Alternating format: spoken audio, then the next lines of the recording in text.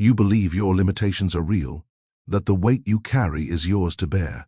I am here to tell you that everything you accept as a blockage, a hindrance, a lack of energy, is a shadow cast by a mistaken belief. It has no substance, no permanence, and no power, save the power you grant it by your own consent. For the next 5 days, we are not adding anything to your life. We are undertaking a sacred subtraction. We are going to the source of all energy, to the one divine flow, and we will watch as every obstacle, every last one, is revealed for what it truly is, nothing. And when you see it as nothing, it vanishes from your experience.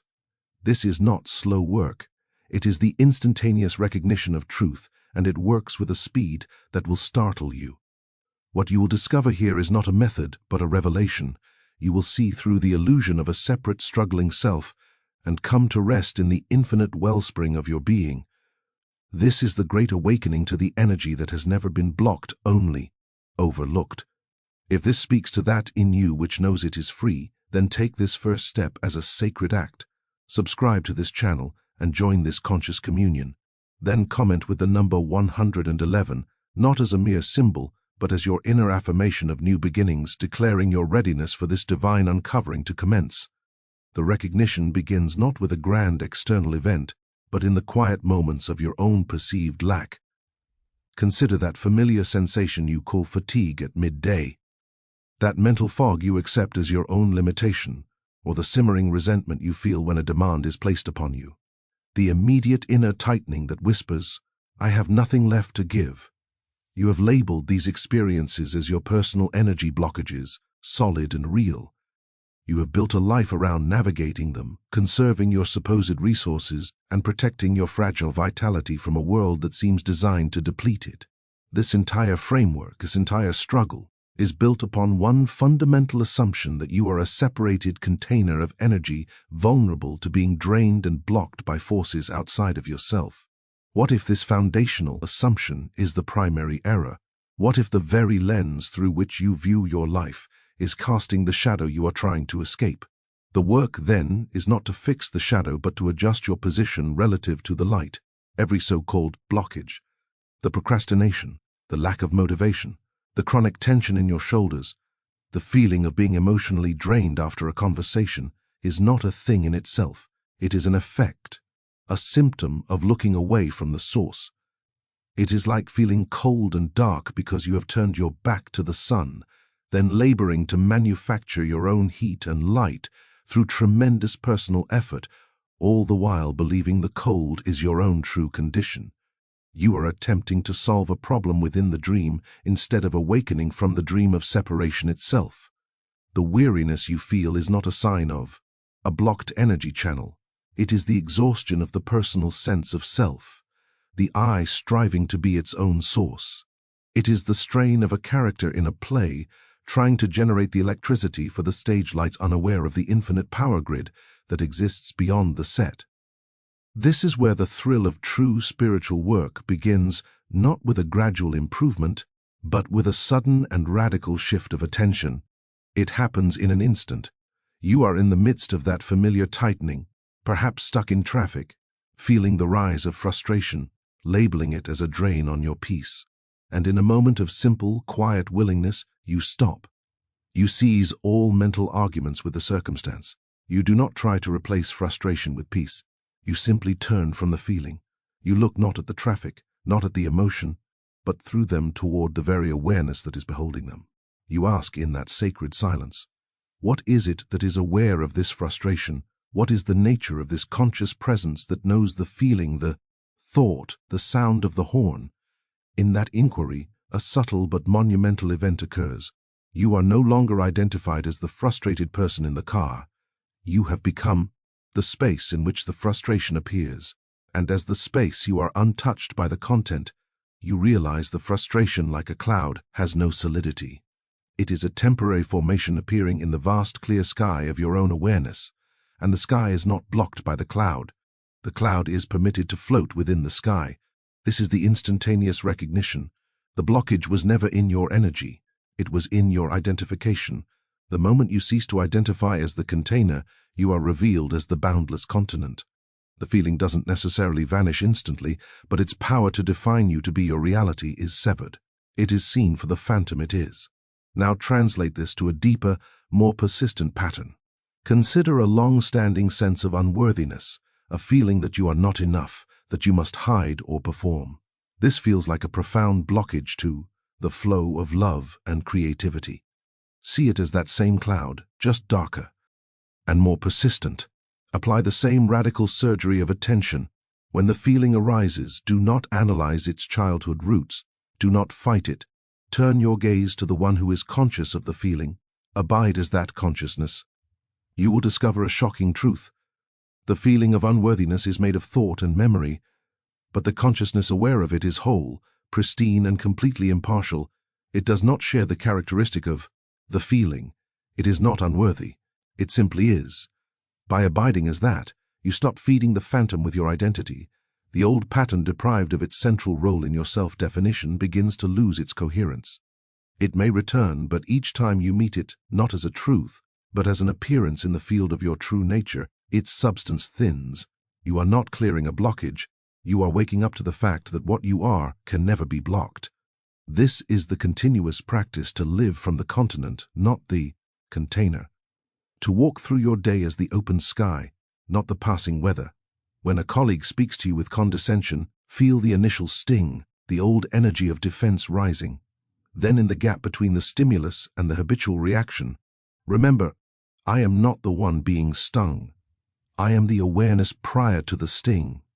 Abide there. The reactive energy, having no self to latch on to, loses its momentum. It dissipates back into the space from which it came. You may still respond, but the response will come from clarity, not from the blocked energy of hurt, pride. You will find a word, an action that you could not have planned from the closed state. This is the divine flow expressing itself through the cleared channel of a surrendered mind. The energy was never yours to begin with. It is life's God's, the infinite's. Your only task is to stop insisting on being a separate reservoir with limited capacity. You are the conduit. It for the limitless. The only blockage is the valve of your own personal sense, the I, me, mine that constricts the flow. Open the valve by forgetting yourself, and the torrent of grace does the rest. You will move through your days not by mustering personal power, but by getting out of the way.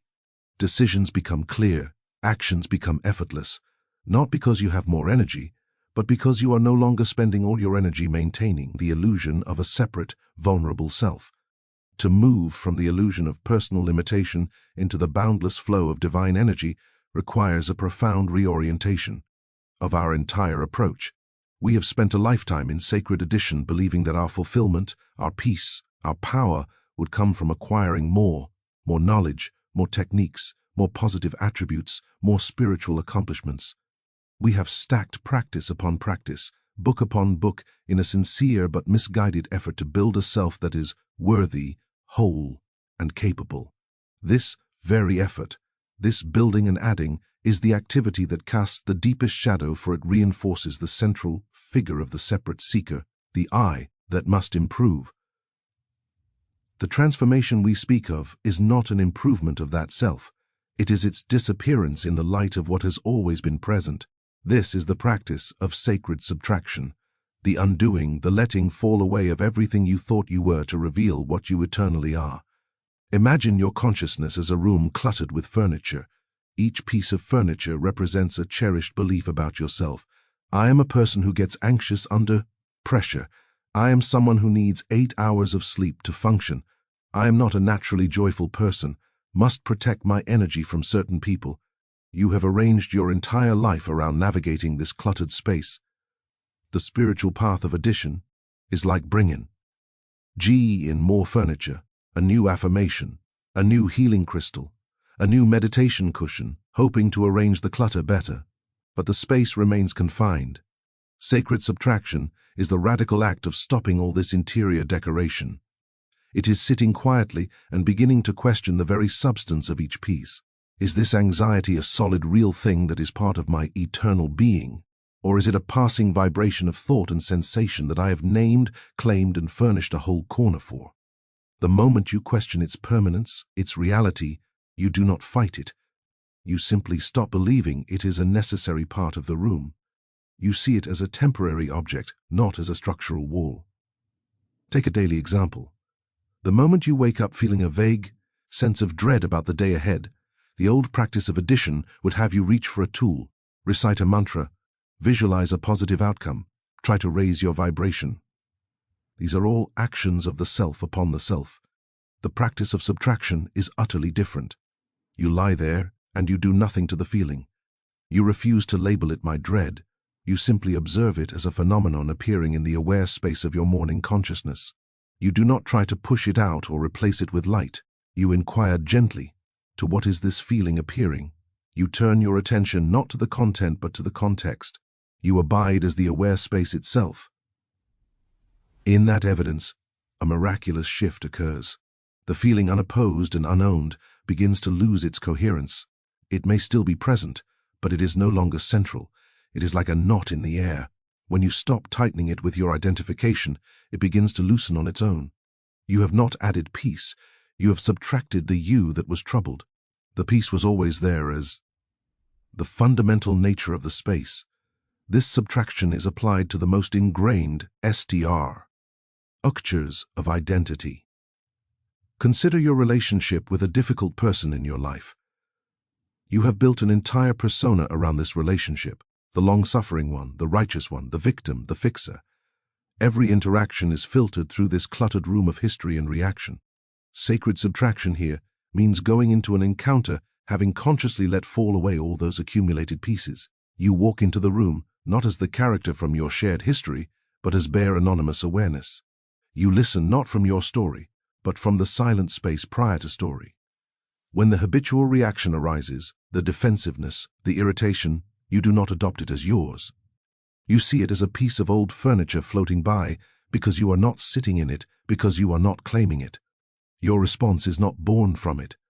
Your words may be the same words you might have said before, but they will be empty of the old charge. They will carry a different energy, the energy of the space itself, which is intelligence and love.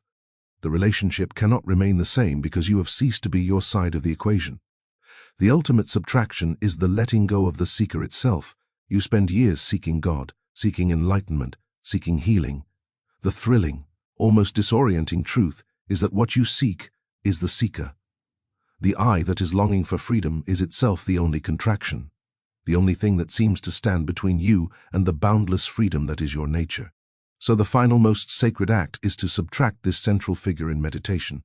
This is not an act of violence but of supreme relaxation. You are not trying to annihilate yourself. You are simply ceasing to endorse the thought stream that says, I am meditating. I am seeking silence. You let even the meditator dissolve. What remains is not a blank void but a vibrant, intelligent, peaceful presence that was there before the thought. I arose. You discover you are not a drop seeking the ocean. You are the ocean momentarily imagining itself as a drop. The subtraction of the drop reveals the ocean that was never absent. This is the uncluttered room. This is the cleared channel. From here, life is lived not by a constructed self, but by the divine impulse itself, moving as your action, speaking as your word, loving as your heart. All that is required is the continuous gentle willingness to not add, to not claim, to not build, but to simply be as the space that you are. The moment you begin to live as the uncluttered space of awareness, a fundamental shift occurs in the source of your activity. No longer does motion spring from the cramped and calculated efforts of a personal will, a sense of I that must strive, overcome, and achieve. That old paradigm is the very essence of blockage, a laboring against imagined walls. The new movement, the true flow, comes from an altogether different dimension. It is the movement of life itself, of divine intelligence expressing itself spontaneously through the form you call you. Your entire relationship with action, decision, and energy is revolutionized. You are no longer the pitcher trying to pour from an empty vessel. You are the open channel through which the infinite wellspring pours forth.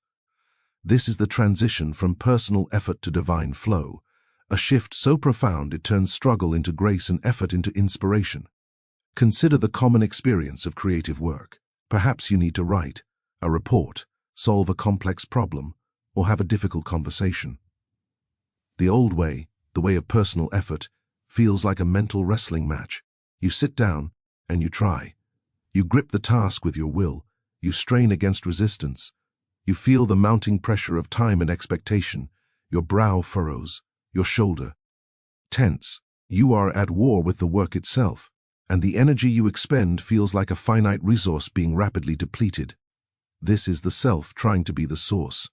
Now contrast this with the approach from the standpoint of the open channel. You begin not by forcing, but by relinquishing. You take a conscious moment to settle into the space of awareness, to release the personal identity of the one who must do this. You acknowledge the task not as a burden upon you, but as a phenomenon appearing within the boundless field of consciousness. Then you wait. This is not passive, it is intensely active receptivity. You listen. You are listening for the impulse, the first movement of intelligence from within the silence, and it comes. It may be a single word that pops into your mind seemingly from nowhere. It may be a sudden, clear understanding of the first step. You follow that impulse. You write that word. You take that step. Then you listen again. The next impulse arises. You follow. What you are experiencing is not your personal intellect laboring in isolation. It is the infinite intelligence of the universe organizing itself through the instrument of a quieted mind. The task unfolds not as a linear battle, but as a spontaneous revelation. The energy you feel is not your own nervous energy. It is a calm, sustained current that does not produce fatigue because you are not generating it. You are being moved by it.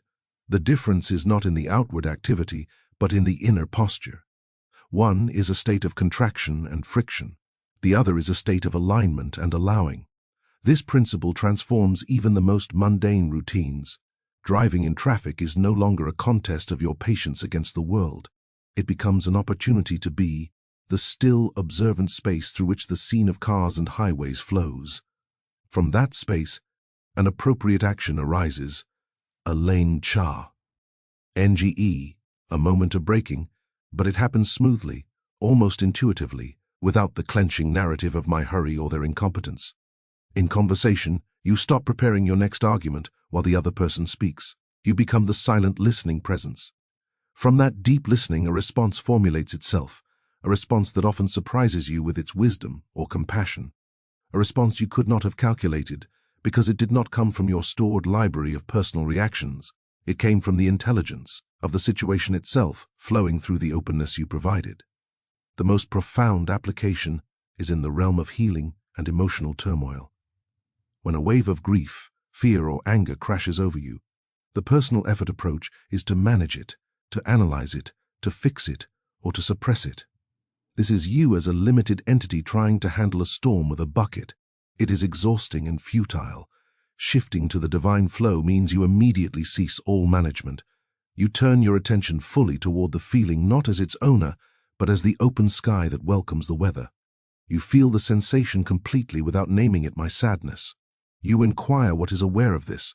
You abide as that aware presence from that position of being the space, not the content. A healing intelligence far greater than your personal self begins to operate.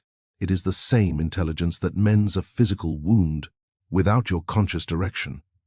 It flows into the emotional pattern not to oppose it, but to transmute it through the sheer light of unconditional awareness. The emotion is not attacked.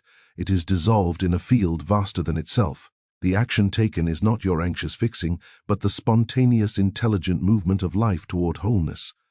This is the flow. Your only work is to remove the dam of a personal me that thinks it must be the source and solver. When the dam is gone, the river does the rest, carrying all debris before it with a power that is both gentle and irresistible. You are that river when you are not insisting on being the separate stone upon the bank. The power of this recognition is not in its gradual accumulation like knowledge stored in the mind, but in its instantaneous nature. It is a lightning strike of truth that incinerates the illusion of time when it comes to your freedom. We have been conditioned to believe that spiritual awakening is a slow process, a meticulous cleansing of layers over years or lifetimes. This very belief is a subtle trap of the personal self which seeks to extend its tenure by making the journey long and arduous. But what is being pointed to is not a destination to be reached through steps. It is your present reality, obscured only by a single persistent misidentification. The clearing of any so-called blockage, therefore, is not a process of repair. It is the immediate consequence of seeing through a falsehood. When you see that the snake in the path is only a rope, the fear vanishes not after a period of therapy, but in the very instant of true seeing. This is the startling speed of spiritual recognition. This means that the heaviness you have carried for years, the chronic anxiety, the deep-seated sense of lack, has no more inherent permanence than a dream does upon waking. Its seeming solidity is granted solely by your continued belief in its reality. The moment you truly recognize it as a dream, image, a configuration of thought and sensation appearing in you, but not of you, its binding power is shattered. It may return to your field of awareness, but it returns as a known phantom, no longer mistaken for the substance of your being. This is why this work can be so fast. You are not slowly chipping away at a stone wall, you are flipping a switch from darkness to light. The darkness did not have to be painstakingly gathered and removed. It was simply the absence of light. Your recognition is the light. See this in a practical daily confrontation. You are about to enter a meeting where you must present an idea you feel vulnerable about. The old familiar clutch of anxiety begins in your stomach. A tight, knotted sensation. The personal self immediately claims it. Here is my fear of judgment. I must calm it down. I must perform well to overcome it. This is the processor-oriented view, and it keeps you locked in battle with the sensation, ensuring it remains central.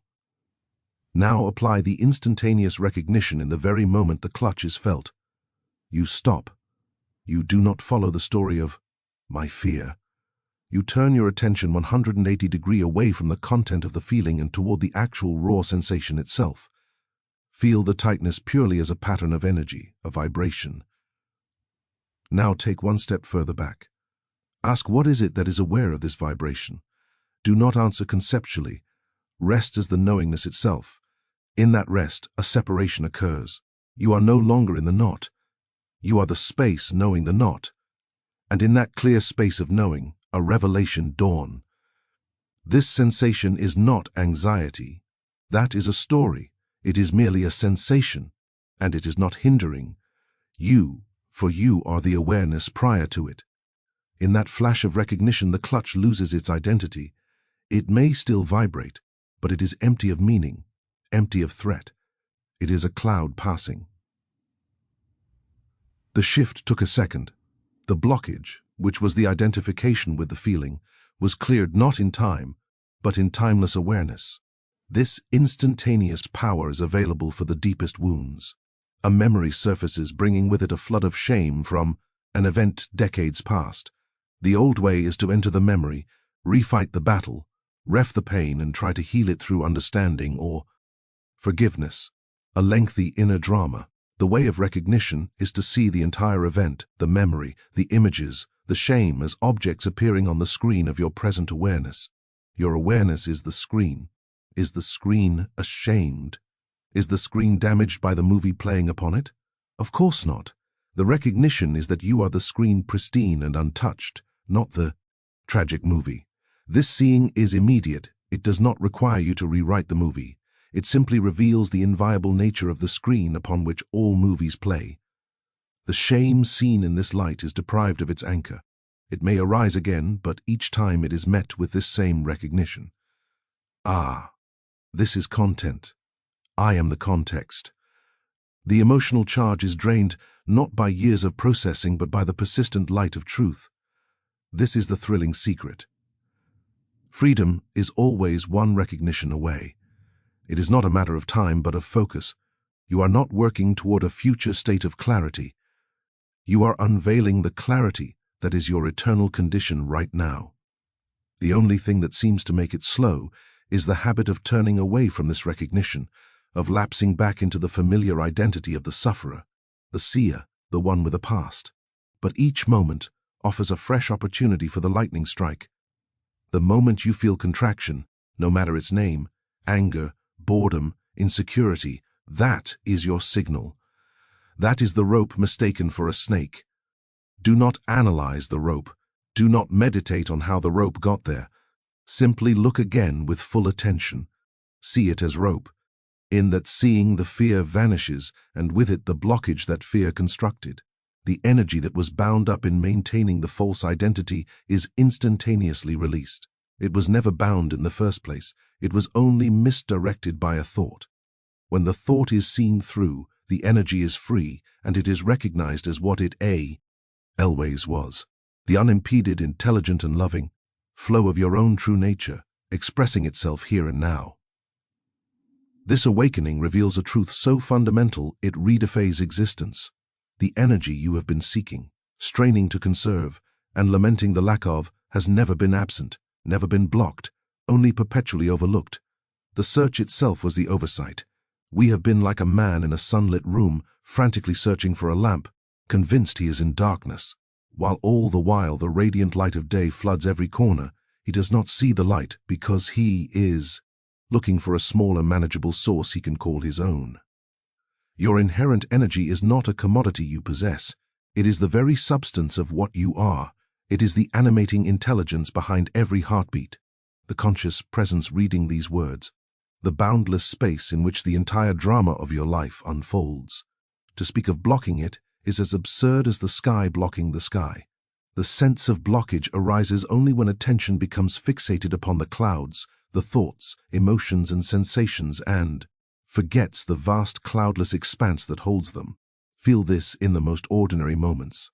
You are walking through a park, lost in a stream of worries about the future. Your body is tense, your breathing shallow. You would describe your energy as low, drained by your concerns. This is the state of overlooking. Now something captures your senses, a bird's sudden song, the cool touch of wind on your skin, the dappled pattern of light through leaves.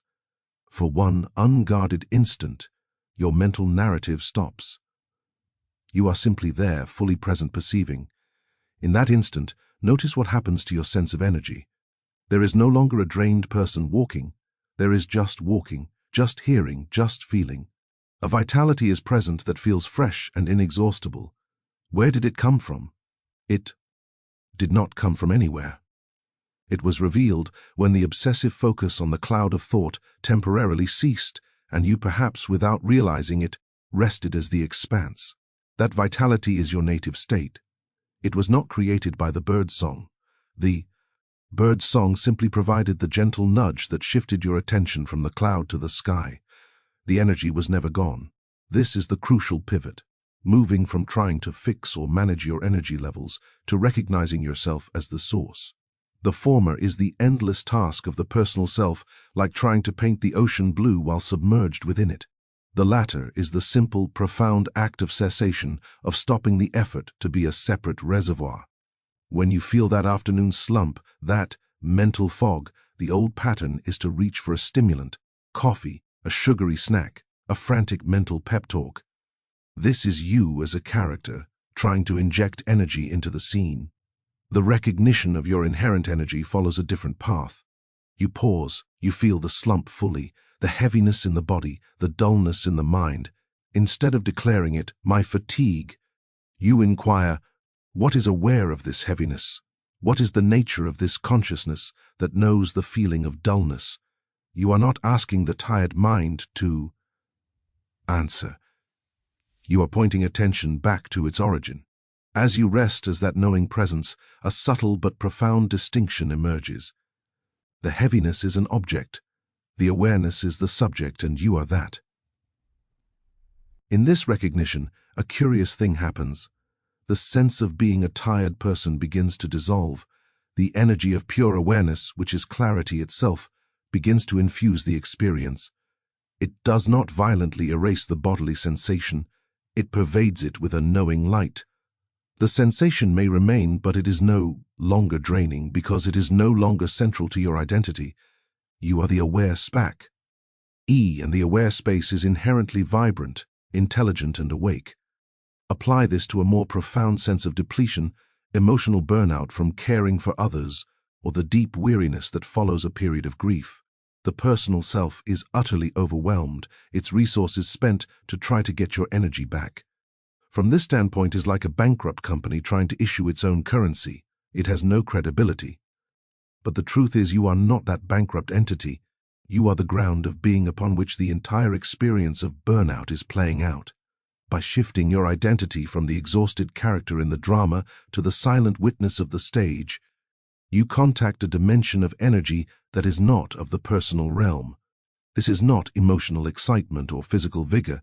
It is the steady, unwavering flame of conscious presence. It is the peace that passes understanding, and it holds the fatigue within it without being consumed by it. From this position, action can arise again, making a meal, offering a word of comfort. But it arises from the fullness of this presence, not from the emptiness of a depleted persona. The action is then imbued with a quality of grace and sustainability that personal effort could never muster. This is the great homecoming, to stop seeking the stream and to realize you are the ocean. Every apparent blockage, every low tide was just a shift in perspective, a wave momentarily forgetting its watery nature. The wave does not need to solve its blockage. It needs to remember it is the ocean. Your practice then is this constant, gentle remembering. In traffic, remember you are the space, not the frustration. In conflict, remember you are the awareness, not the anger. In exhaustion, remember you are the knowing, not the fatigue. Each remembrance is not an achievement, but a surrender of the false for the real. And in that surrender, the infinite energy that ceases to be overlooked and stands revealed, not as a personal possession, but as the very light of consciousness in which all of life, with all its apparent challenges and joys, brilliantly and eternally appears. This final cornerstone is not an isolated practice, but the natural atmosphere of the awakened life, a conscious communion. It is the understanding that as you cease to operate from the isolated sense of a separate self, you do not retreat into solitude, but actually enter into a profound and living relationship with all that is. The personal I is a barrier, a membrane that seems to divide you from the world, from others, and from the divine source. When that membrane is seen through, what remains is not a void, but a vibrant, intelligent connectivity. You are no longer a speaker trying to broadcast your signal into a silent universe. You become a conscious node in an infinite humming network of intelligence. Your every thought, when it arises from silence and not from ego, is a reception and a transmission within this communion. Your every action becomes a sacred gesture performed not by you, but through you, by the one life expressing itself in multitude. This transforms the most trivial interactions. Consider your daily exchange with a barista, a colleague, or a stranger on the street. From the personal standpoint, these are transactions between separate entities, often tinged with assessment, projection, or indifference. You are locked in your own story, and they are characters in the periphery. But from the stance of conscious communion, the separation softens. You look at the other, and without sentimentality, you sense the same conscious presence looking back from behind their eyes. You are not meeting a personality, you are meeting life itself in another form. Your words and actions then arise not from your personal script, but from a spontaneous intel. Igence that serves the wholeness of the moment. A kindness may flow, a necessary truth may be spoken, or a simple silence may be shared, all with an effortless rightness that leaves no residue of friction. This is not social technique. It is the natural functioning of unity recognized. Take this into a charged domestic situation. A family member speaks to you from their own frustration, a criticism laced with old pain. The personal self immediately mobilizes its defenses. It feels attacked. It prepares a counter-argument. It walls itself off. This is the drama of separate selves clashing. Conscious communion invites a different response. As the words come toward you, you feel the initial reactive pull in your gut, but you do not become it. You abide as the open space of awareness. From that space you listen not just to the words, but to the pain speaking through the words. You are no longer listening as an opponent, but as awareness listening to itself in another form. Your response, when it comes, is not a defense of your position. It might be a simple, quiet acknowledgement of their feeling. I hear how upsetting this is for you. Such a response does not come from a strategy manual.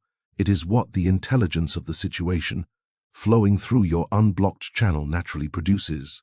It disarms the separate self-dynamic and opens a door to genuine connection. The interaction becomes part of the communion, not a rupture within it. This principle extends to your relationship with the world itself, with your work, your environment, even with what you call problems. When you work from the personal self, your job is a means to an end, a place to prove yourself, a source of stress or identity.